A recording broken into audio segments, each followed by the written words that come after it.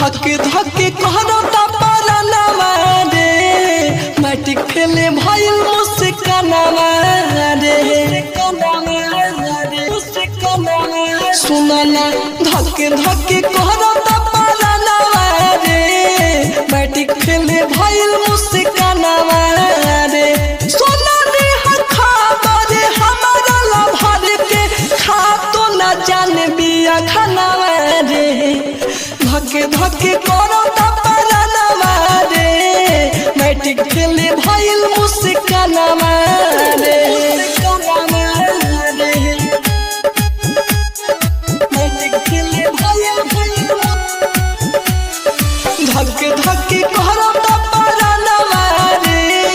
matric फेले भइल मुस्कानवा रे का जाने कौन कइलस पढ़ाई ढातो दिया वो कर पापा माई का जाने कौन कइलस पढ़ाई ढातो दिया वो कर पापा माई करत होई कैसन कर मनवा रे करत होई कैसन कर मनवा रे मैट्रिक फेले भइल मुस्कानवा रे धके धके करत परनवा रे मैट्रिक फेले भइल मुस्कानवा रे मुस्कानवा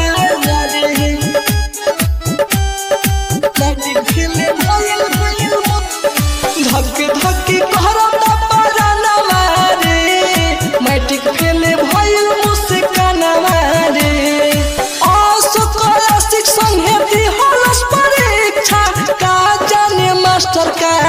हलस शिक्षा विकेश बिहारी संगे हलस परीक्षा का जाने मास्टर का हलस शिक्षा रवि विकास